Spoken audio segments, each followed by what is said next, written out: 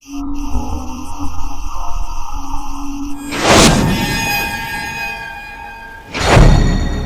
Video आपके रामायण को देखने के दृष्टिकोण को बदल कर रख देगा। वीडियो में दी गई जानकारियों को तर्क की कसौटी पर कसना आपका कर्तव्य होगा।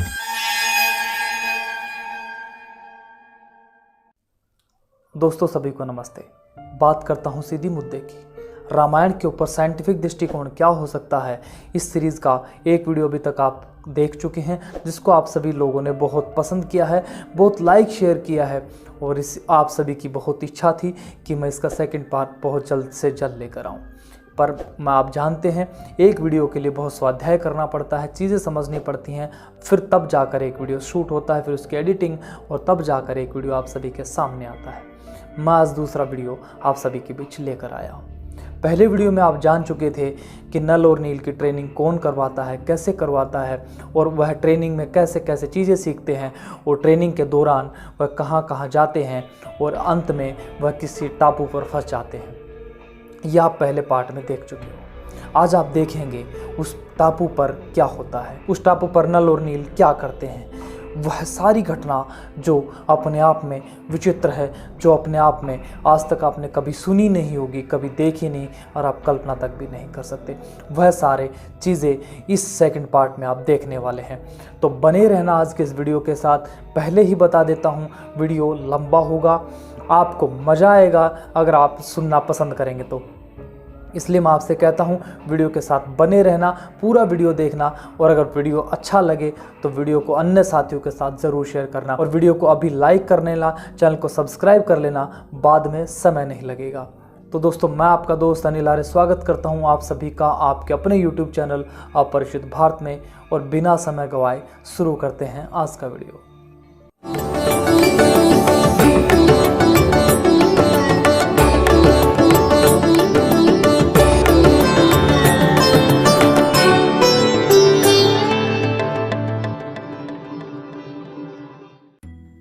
नल और नील टापू पर पहुंच चुके हैं। उस टापू पर, एक वीरान टापू पर, जो शैवाल चट्टानों का टापू था, जिसको देखने के सपने नल और नील बचपन से देखते आए थे, और उस टापू पर वो दोनों भाई अकेले फंस जाते हैं। मौसम साफ था, हवाएं तेज चल रही थी, दोनों के कपड़े जल्दी ही सूख जाते हैं। पर कपड़े सूखते समय या कपड़े सुखाने के दौरान जब नल और नील खाली बैठे होते हैं, तब नल और नील विचार कर रहे होते हैं, देखो भाई, हम यहाँ से जा तो भी सकते नहीं और दूर दूर तक कोई यहाँ ऐसी कोई संभावना नहीं कि हम यहाँ से निकल पाएंगे, और मुझे ऐसा भी नहीं लगता कि कोई आर्य या वानर इस टापू पर कभी आ पाएगा ताकि हम निकल पाएंगे। तब तक क्या हम ऐसे ही रहेंगे? तब नल और नील ये विचार करते हैं। तब नल कहता है, हमें इस टापू पर घूमना चाहिए। अगर हम घूमते घूमते, क्या पता इस टापू पर हमें कोई गुफा मिल जाए, जिसमें हम, जब तक कोई हमें अपना साथी न मिल जाए, कोई सहयोगी न मिल जाए, तब तक हम उसमें रुक सकते हैं।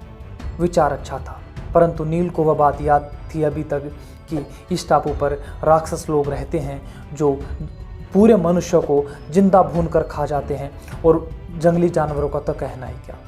दोनों को इस बात से खूब डर भी लगा। तब उन्होंने निर्णय लिया, अब हमें इस टापू पर एक मचान तुरंत से तुरंत बना लेना चाहिए। विचार अच्छा था, दोनों ने कार्रवाई शुरू कर दी। पर शुरू कैसे करते? उनके पास कोई औजार नहीं, कोई इक्विपमेंट नहीं, कोई उपकरण नहीं। तब नल और नील चारों तरफ देखते हैं। तब वह देखते हैं कि वहाँ पर बहुत सारे बांस के पेड़ हैं, और पेड़ नहीं कहना चाहिए, पौधा पेड़, आप जो भी आप बांस को समझो, और उसके साथ साथ बहुत सारे कपास के और बहुत सारे सण के पौधे हैं। नल और नील विचार करते हैं, क्या हम इनसे कुछ बना सकते हैं? तब नल कहता है, बिल्कुल बना सकते हैं, और कार्रवाई शुरू हो जाती है। और नल और नील सबसे पहले शण के पौधों से निकालकर उसका रेशा उतार कर एक ऐसी रस्सी बनाते हैं, मजबूत लंबी रस्सी बनाते हैं, जिस रस्सी की सहायता से बांस के टुकड़ों को छोटे छोटे रूप में तोड़कर वह अपना एक पहले सीढ़ी बनाते हैं।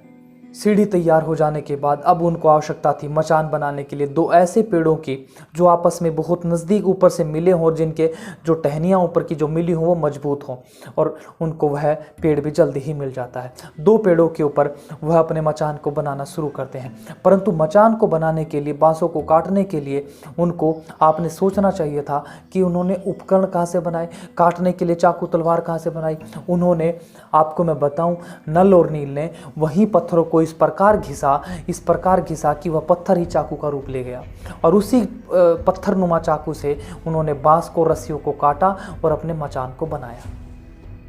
दोनों भाई शाम होते होते मचान को पूरा कर लेते हैं, पर जब वह मचान के ऊपर जाते हैं तो आप जानते हैं समुद्र के किनारे ठंड तो रात को हो ही जाती है। नल और नील को ठंड लगनी शुरू हो जाती है। नील कहता है, भाई कितना अच्छा होता अगर हमें यहाँ आग भी मिल जाती, अग्नि यहाँ जल रही होती। नल कहता है, क्या हुआ, आवश्यकता आविष्कार की जननी है, अगर हमें आवश्यकता है तो हम आविष्कार कर लेंगे। और ऐसा ही हुआ। दोनों भाई नीचे उतरते हैं अग्नि के लिए, तो उनको याद आता है कि जब पहली बार टापू पर उतरे थे तब हमने समुद्र के किनारे चकमक पत्थर के बहुत सारे छोटे छोटे टुकड़े देखे थे। नील उन टुकड़ों को लेकर आता है और कपास के पौधे जो वहाँ सड़ के पौधों के पास में थे, उन पौधों से चकमक पत्थर को रगड़ के आग जलाने का प्रयास करते हैं। परंतु नील काफ़ी देर तक प्रयास करता रहता है और थक जाता है, परेशान हो जाता है। तब नल कहता है, ला भाई मैं प्रयास करता हूँ, मुझे कोशिश करने दो। नील कहता है, तुम क्या तीर मार लोगे, जब मैं इतनी देर से परेशान हो रहा हूँ तुम क्या कर लोगे। नल कहता है मेरे पास एक युक्ति है। कहता क्या युक्ति है। कह रहा एक लचीली टहनी तोड़ के लाओ। नील लचीली टहनी देता है और उसको रस्सी से नील इस प्रकार बांधता है और उसी जो तलवार नुमा जो चाकू उसने नील ने बनाया था, उस चाकू से वह एक भाला टाइप का, आगे नुकीला टाइप का एक लकड़ी को, सूखी लकड़ी को इस प्रकार तैयार करते हैं। नीचे फाउंडेशन एक लकड़ी का तैयार करते हैं, उसमें इसको इस प्रकार घिसते हैं कि जो कपास के जो पौधे, जो फूल के जो थोड़ा रुआ था उसके चारों तरफ लगा देते हैं और कुछ ही मिनटों के बाद वह रुई सुलगने लग जाती है और धीरे धीरे आग पकड़ जाती है। तब नल और नील बड़े खुश होते हैं, प्रसन्न होते हैं और उस आग के सामने बैठे बैठे दोनों भाई दो दो नारियल पी लेते हैं और खा लेते हैं। तब अपने मचान के ऊपर जाते हैं और मचान के ऊपर जाते ही वह लंबे लंबे पैरों के साथ उनके पैर मचान से बाहर लटक रहे होते हैं और कब वह आगोश में आ जाते हैं उनको खुद नहीं पता। पर नल और नील उम्र में भले ही छोटे थे परंतु उनके पैर बहुत लंबे थे और उनके पैर लंबे होने के कारण ही अक्सर उनके बचपन में उन्हें कहा करते थे कि तुम लोग पूरी दुनिया का भ्रमण करोगे, क्योंकि एक भारतीय मुहावरा बार बार ऐसा प्रयोग किया जाता है जिसके पैर लंबे होते हैं। यही मुहावरा नल और नील के लिए उनके बचपन में प्रयोग होता था। नल और नील सुबह होते ही उठते हैं और अगले 2 दिन तक वह अपने मचान के इर्द गिर्द ही घूमते रहते हैं। सुबह उठते हैं, कुछ नारियल आदि तोड़ते हैं, खाते हैं, पीते हैं, फिर सो जाते हैं। कोई थोड़ी बहुत दूर तक तैर के आ जाते हैं, इतना ही वह करते हैं, अपना मौज मस्ती करते हैं, फिर मचान के ऊपर चढ़ जाते हैं।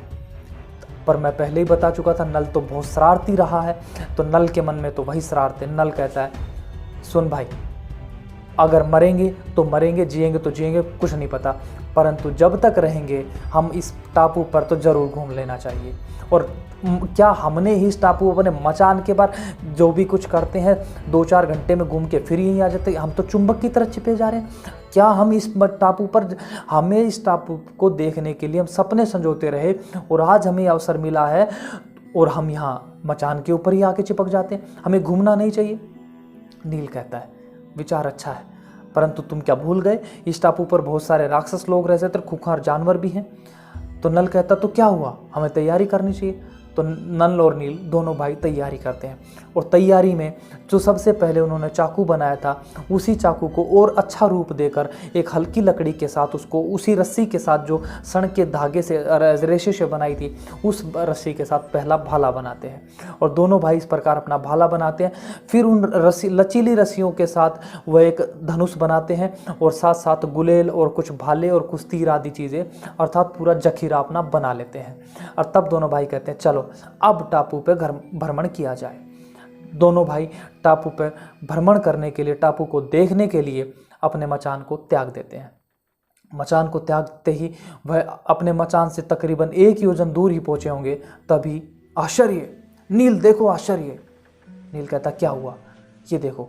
दोनों भाई स्तब्ध रह जाते हैं, देखते हैं कि वहाँ पर पत्थरों से एक फुहारा फूट रहा है। ऐसे एकदम से एकाएक फुहारा फूट रहा है, कई फुहारा एक फूट रहा है, कभी दूसरी जगह फूट रहा है, कभी एक साथ कई फुहारे फूट रहे हैं। नल और नील दोनों चौंक जाते हैं, ये कैसे हो सकता है। नल बुद्धिमान थोड़ा नील से ज़्यादा था, तो कहता चलो परीक्षण किया जाए। दोनों भाई वहाँ जाते हैं तो देखते हैं कि यहाँ फुहारा फूट रहा है, वहाँ एक पत्थर के अंदर ही छेद है।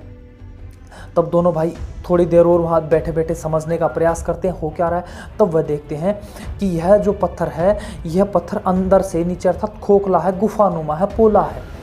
और जब पानी अंदर उसमें झाल के साथ आता है तो पानी टकराता है और प्रेशर के साथ फुहारा फूटता है। वह दोनों भाई इस पर ही अपना आकलन बना लेते हैं। और जब आकलन बनाते हैं तो वो देखते हैं कि जैसे ही जितनी तेज़ झाल होती है उतनी ही तेज़ गड़गड़ाहट मतलब उस पत्थर के था, तो वो गुफानुमा पत्थर था उसके नीचे होती है। तो दोनों भाई उससे बड़े चौंक जाते हैं। तब वह कहते हैं ये तो बड़ा विचित्र है, हमें इसकी और जांच पड़ताल करनी चाहिए। और जांच पड़ताल करें इससे पहले शाम हो जाती है और वह अपने दोबारा मचान की ओर लौट आते हैं। दोबारा से मचान पर सो जाते हैं। अगले दिन सुबह उनके मन में तो वही चल रहा होता है। फिर वह पहुंचते हैं उसी के ऊपर अर्थात उन पत्थरों के ऊपर।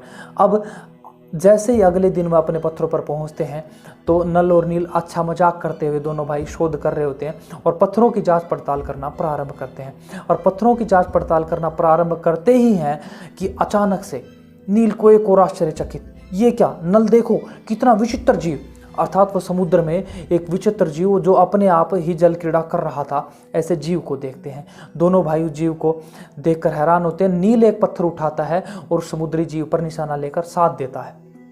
पत्थर के लगते ही एक और आश्चर्यचकित, नल ये देखो कमाल हो गया भाई, कमाल हो गया।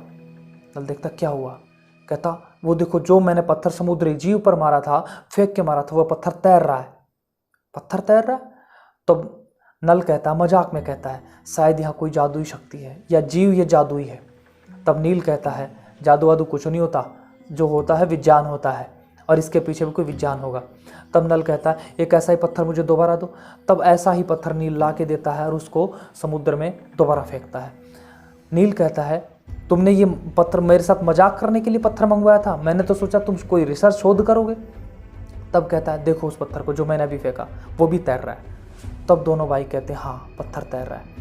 तब वह वैसे ही पत्थर जो समुद्र में फेंक चुके थे वैसे ही पत्थर और उठाते हैं और उसकी जांच परीक्षण शुरू करते हैं। और परीक्षण में पाते हैं कि पूरे के पूरे पत्थर में बहुत सारे छेद हैं और उन छेदों में कलश रस नाम का कोई तरल पदार्थ भरा है जो भरने के बाद हजारों लाखों करोड़ों साल में वह सूख चुका है। और उस सूखने की वजह से वह पत्थर पोला होने के कारण अंदर से और खोखला होने के और उसमें जो कलश रस नामक जो पदार्थ भरा है वह पत्थर तैरने वाला बन गया क्योंकि वजन में हल्का हो गया। इस साइंटिफिक रीज़न को नल और नील फौरन भांप जाते हैं। परंतु तभी अचानक से नल कहता है समझ आया कुछ? नील कहता समझने का क्या है, पता लग गया हमें। कह इससे आगे कुछ समझ में आया? कहता नहीं। फिर नील को एकदम से कहता हाँ भाई समझ गया मैं। तुम कहीं ये तो नहीं कहना चाह रहे जो हमने अपने आचार्यों से समुद्र विज्ञान में सीखा था, क्या हम इन तैरते हुए तैरने वाले पत्थरों से कोई सेतु बना लेंगे? नल कहता बिल्कुल ठीक समझो। तब नील दूसरा प्रश्न करता है परंतु सेतु बनाएंगे कैसे, इन पत्थरों को रोकेंगे कैसे? तब नल और नील कहते हैं इतना हुआ है तो आगे भी कुछ ना कुछ ढूंढ लेंगे। पर नल वहाँ एक बात कह देता है कि हम एक पत्थर को तो एक साइड से तो गहरा कर देंगे और एक साइड से तिकोना कर देंगे, अर्थात इस तरह से पत्थरों को हम जैसे ऐसे फंस जाता है ना कोई पत्थर एक दूसरे में, पत्थर ऐसे अटका जाएंगे, इस तरह का हम पत्थरों को काट छाट करके पत्थरों को ऐसा बना देंगे। दोनों की युक्ति काम कर जाती है, दोनों का विचार सहमत हो जाता है। देखते ही देखते शाम हो जाती है। नल और नील मचान की तरफ लौटना शुरू करते हैं। तब नील कहता है भाई बहुत दिन हो गए यार, कुछ अच्छा खाने को चाहिए, साग सब्जी चाहिए, मैं तो ये रोज़ नारियल पानी पी पी के थक गया हूँ, मैं भूख से बिलबिला रहा हूँ, मुझे कुछ चाहिए। तब नल कहता है अच्छा चलो आज कुछ अपना शुद्ध रूप साग सब्जी ढूंढने का भी कोशिश करते हैं। तो साग सब्जी ढूंढने के लिए जो सामान्य रास्ता था उससे अलग रास्ते में झाड़ झंखाड़ वाले रास्ते में से मचान की तरफ जाना शुरू करते हैं। और देखते ही देखते नल कहता है मिल गई नील इधर आओ जल्दी आओ। क्या मिला? ये देखो दालें। नील खुश हो जाता, वाह दाल मिल गई, आज तो मज़ा आ गया। दोनों भाई देखते हैं तो वहाँ देखते हैं कि उड़द जैसी दाल की बहुत सारी प्रजाति हैं। दोनों भाई दाल और उड़द की जो दालों की जो फलियाँ थी तोड़ना शुरू कर देते हैं और वह अपने मचान के पास ले आते हैं। पर जो उड़द की जो फलियाँ थी, दो दाल की जो फलियाँ थी वह सूखी हुई थी तो उनको ऐसे नहीं खाया जा सकता था। तो वह योजना बनाते हैं हम इनको भिगो देते हैं और भिगोने के बाद इसको थोड़ी देर बाद खाएंगे। तो नल और नील वहाँ एक पत्थर को इस तरह से खोदते हैं, तराशते हैं और एक मूसली नुमा पत्थर था, चौकोर पत्थर को सिलबट्टा टाइप की वो कोई चीज़ बना लेते हैं और उसमें उन दालों को थोड़ी देर के लिए भिगो देते हैं। भिगो देने के बाद जब दालें भीग रही होती हैं तब नील वहाँ पर ढाक के पत्तों से तब तक एक पत्तल का निर्माण कर लेते हैं। दोनों भाइयों के लिए दाल भीग कर तैयार हो चुकी होती है और दोनों भाई खाने के लिए बैठते हैं। तो 2 निवाले नील खाता है।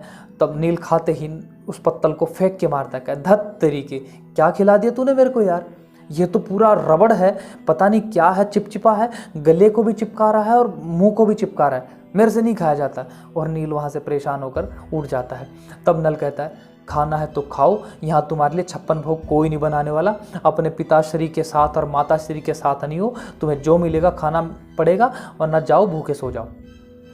बेचारा नील भी 2-4 और निवाले खाता है, वह भी पत्तल को फेंक देता है और बेचारे वहीं दोबारा से फिर नारियल पानी पी के अपने मचान पर सो जाते हैं। सुबह होती है, उठते हैं, सुबह के लिए फिर उनको नाश्ता चाहिए, नाश्ते के लिए वही नारियल। तो अब वो नारियल तोड़ने के लिए वो सोचते हैं जो हमने मूसली ली थी उसी से तोड़ लेते हैं। तो मूसली को लाते हैं, नारियल तोड़ने का प्रयास करते हैं। तो ये एक और आश्चर्यचकित खोज, अब की बार सबसे कमाल होने वाला था। जो दाल की पिट्ठी अर्थात जो दाल को पीसकर उसने उनमें पत्थर में रखा हुआ था अर्थात सिलबट्टे पर रखा हुआ था, उसमें वह मूसली बिल्कुल चिप चुकी है, बहुत तगड़ी तरह से जाम हो चुकी है। नील नल से कहता है ज़रा जोर लगा के उखाड़ के दिखाओ।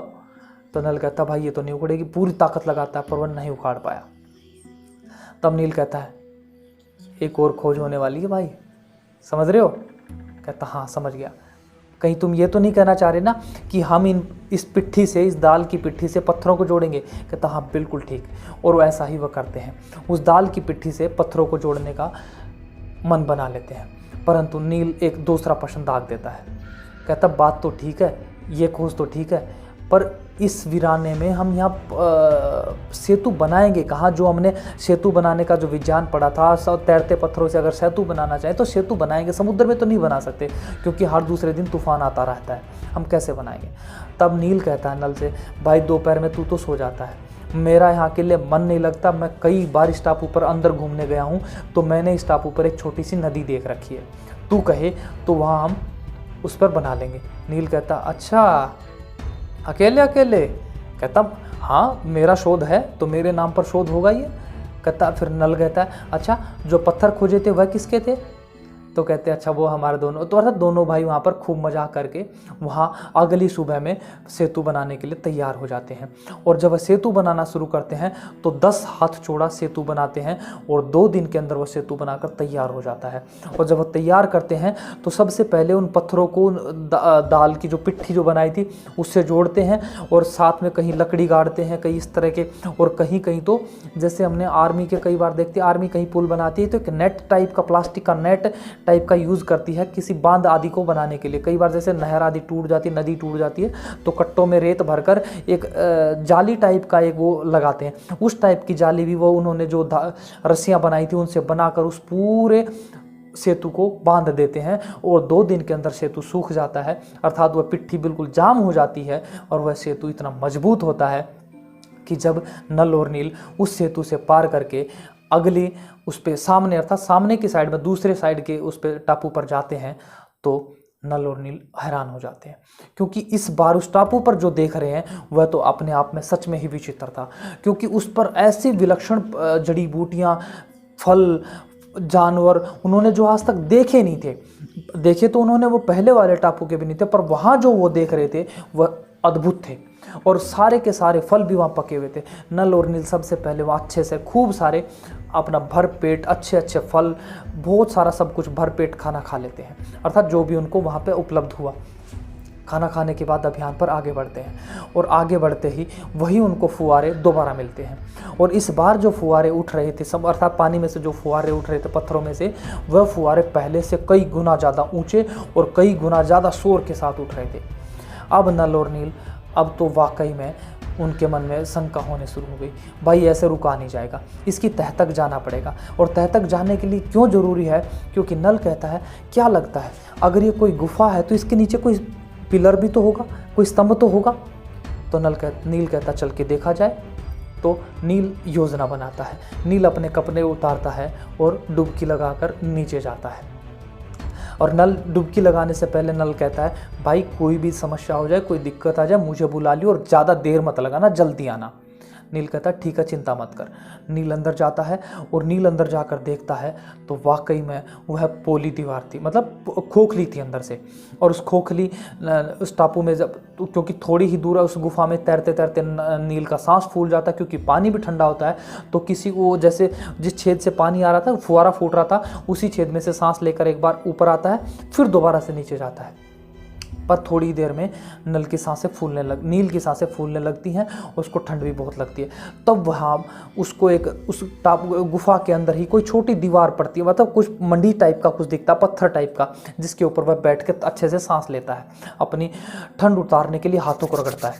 परंतु ठंड बहुत ज़्यादा लग रही थी, तो इसलिए नील अपने जोर जोर तालियां बजाना शुरू करता है। और जैसे ही तालियां बजाता है, गड़ गड़ गड़ गड़ गड़ गड़ गड़ ये आवाज़ होती है और एक दरवाज़ा खुलता है। और उस गुफा में जहाँ से एक दरवाज़ा खुला, उस दरवाजे के अंदर एक बहुत आलीशान महल का मतलब दरवाज़ा था। उस महल में वो जाकर देखता है, कोई पहरेदार नहीं, कोई संतरी नहीं, कोई वहाँ का राजा नहीं, और वह महल पूरे हीरे जवाहरात से भरा पड़ा है। नील उसको पूरा देखता है, घूमता है वहाँ से, फिर वापस आ जाता है। इस दौरान नल बड़ा परेशान हो जाता है, बहुत देर लगा दी, आया नहीं, बहुत देर लगा दी, क्या उसको कोई समुद्री जानवर खा गया, क्या कोई निगल गया, क्या मर गया, कोई डूब गया, क्या हो गया। इसी दौरान एकदम से नील ऊपर आता है। नल कहता है, अबे पागल है क्या तू, इतना समय लगाएगा। देखो इस चीज़ को मैं अपनी भाषा में कह रहा हूँ, ध्यान रखना, कभी ऐसा मत समझना कि ऐसा ही बोला होगा। उनकी भाषा संस्कृत थी उस समय में, मैं आपको समझाने के लिए इस अपनी शैली में बात कर रहा हूँ। तब उस पर नल बड़ा गुस्सा करता है। फिर दोनों भाई प्यार से गले मिलते हैं और कहते हैं, मुझे कुछ नहीं हुआ भाई, जो मैंने देखा वहाँ पर कमाल का था। नल कहता है क्या देखा। कह रहा है अंदर से खोखला है। अच्छा ये बात तू बता, मुझे अब बता रहे तो मैं पहले ही पता थी, तूने क्या देखा। करा अंदर से खोखला है और मैं पूरा ऐसे तैर रहा था, जब मैं गया तो मैंने वहाँ जैसे ताली बजाई, अपने हाथों को गर्मी देने के लिए, शरीर को गर्मी देने, वहाँ गड़गड़ दरवाज़ा खुला। करा फिर क्या हुआ। करा फिर आगे चूज आके देख ले। करा ठीक है, मैं ही चला जाता हूँ, तू नहीं बताएगा। तब नील कहता रुक बताता हूँ। फिर वह सारी घटना जो अभी नील के साथ हुई थी, वह सारी घटना वहाँ बताता है। तब अगले दिन वहाँ से दोनों भाई उसी जंगल में रुकते हैं, अर्थात उन्हीं आसपास अपना दोबारा से कोई मचान आदि बनाते हैं, वहाँ रुकते हैं। फिर वह अगले दिन योजना बनाते हैं, इस बार तो हम दोनों चलेंगे भाई।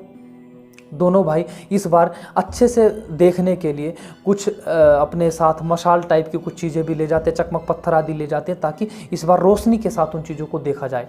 और अंदर जाते ही दोनों भाई रोशनी जलाते हैं, ताली बजाते हैं और उस पूरी गुफा का अच्छे से भ्रमण करते हैं। अंदर जो पूरा महल था उसको पूरा अच्छे से देखते हैं। देखते ही देखते दोनों भाई वहाँ मतलब उनको ऐसा ऐसा हो जाता है इनके साथ जैसे रोज़ का काम हो गया। ऐसे करते करते करते कई दिन वहाँ बीत जाते हैं, कभी खेलते, कभी मज़े करते, कभी उस महल में सो जाते। ऐसे करते समय बीतता रहा, क्योंकि उनको कोई लेने आने वाला तो था ही नहीं। फिर अचानक से एक दिन नील की नज़र पड़ती है। नल देखो ये क्या है। नल कहता है क्या है।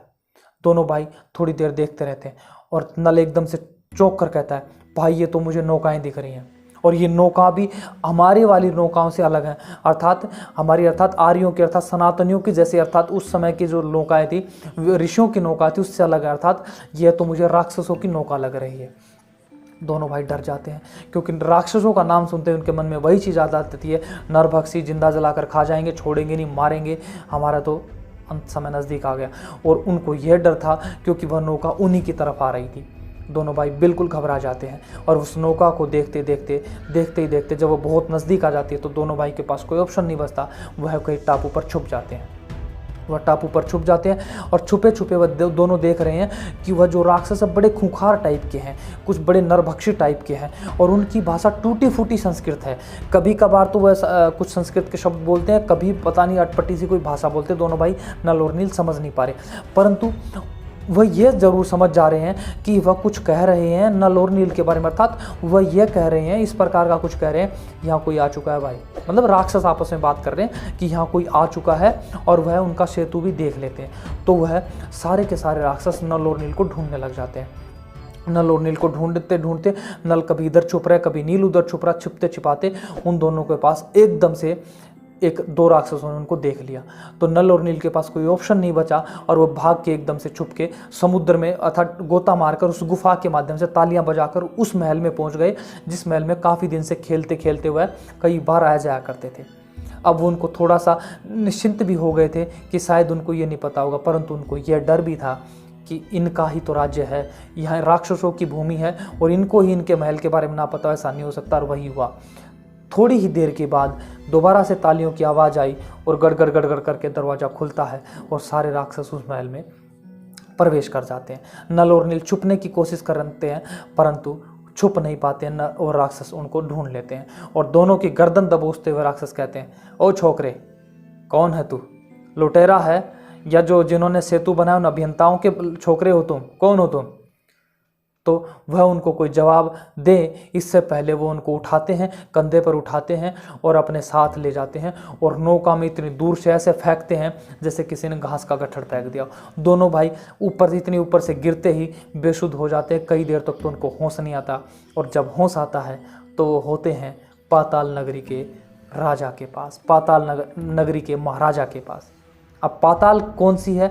अगर आप वाल्मीकि रामायण पढ़ेंगे तो वाल्मीकि में पाताल का जिक्र आया है। पाताल का अर्थात आज का अमेरिका, क्योंकि यह उस समय का आर्यावर्त, हमारा भारत को आर्यावर्त कहते थे, आर्यावर्त के जस्ट नीचे ये, अगर ये आर्यावर्त है तो ये पाताल, ऐसे, तो इसलिए उसको पाताल कहते थे। पाताल अर्थात धरती के नीचे नहीं कहते, अर्थात धरती को खोद किस तरह से नहीं, तो ऐसा पाताल है। तो वहाँ पहुँच जाते हैं पाताल राजा के सामने। अब पाताल का जो राजा अहिरावण, उसके सामने पेश किया जाता है। अहिरावण अपनी आर्य भाषा अर्थात संस्कृत भाषा में उनसे बात करता है, क्योंकि वो राजा था तो सबसे ज़्यादा विद्वान था, वहाँ का बुद्धिमान था, तो उसकी भाषा संस्कृत वाली ही थी। तो अहिरावण उनमें संस्कृत में बात करते पूछता, कौन हो तुम? कहता, नल कहता है, मैं नल हूँ और ये नील है, हम विश्वकर्मा के पुत्र हैं। झूठ बोलते हो, विश्वकर्मा के पुत्र तुम? न पक्का कोई ना कोई दुष्ट के किसी के व्यक्ति हो, जो यहाँ गुप्तचर हो, जो यहाँ कुछ हमारे खजाने का पता कर रहे हो, और तुमने हमारे खजाने पता कर लिया। तुमने कैसे पता किया? तुम पक्का कोई ना कोई गुप्तचर हो। इस बात को सुनकर नल और नील कहते हैं, नहीं, हम कोई गुप्तचर नहीं है, हम तो ब्रह्मचारी हैं और हमारा जलयान यहाँ आपके टापू के पास टकरा गया था। टकराने की वजह से हम इस टापू पर आ गए और जाने अनजाने में हम आपके महल तक पहुँच गए। हमारा कोई औचित्य नहीं था कि हम आपके खजाने को ढूंढें और हमने आपके खजाने से एक सिक्का तक भी नहीं लिया है। यह बात नल और नील कहते हैं। तो अहिरावण कहता, तो तुम्हारे साथ क्या किया जाए? नल और नील कहते हैं, महाराज जैसा आपको अच्छा लगे। तो अहिरावण कहता है, मुझे तो ये लग रहा है कि तुम्हारी बलि दे दी जाए, अर्थात तुम्हारा वध कर दिया जाए, क्योंकि राक्षस लोग बलि का अर्थ यहाँ ये समझना कि उन भूखे राक्षसों को जो मनुष्यों को भी पका कर खा जाते हैं उनको सौंप दिया जाए। तो इस प्रकार की तैयारी से दोनों भयभीत हो जाते हैं और उनको उसी चीज़ के लिए जब बलि के लिए ले जाया जाता है तो दोनों भाई बड़े भयभीत हो जाते हैं। जब उनको पकाने के लिए ले जाया जा रहा था तो वहाँ देखा उन्होंने कि वहाँ राक्षसों की एक पुलिस चौकी की भांति चौकी भी बनी हुई है और वहाँ उनको पकाने के लिए पूरी तैयारियाँ शुरू हो चुकी हैं। बहुत सारे ढोल नगाड़े, उनके लेवल की जो चीज़ें वो बज रही हैं। अब नल और नील ने सोचा, अब तो अंत समय नज़दीक है, अब बचने वाले नहीं। परंतु एक वो कहावत अक्सर आपने सुनी होगी, जाके राखो साइयाँ मार सके ना कोई, और वही नल और नील के साथ वहाँ होता है।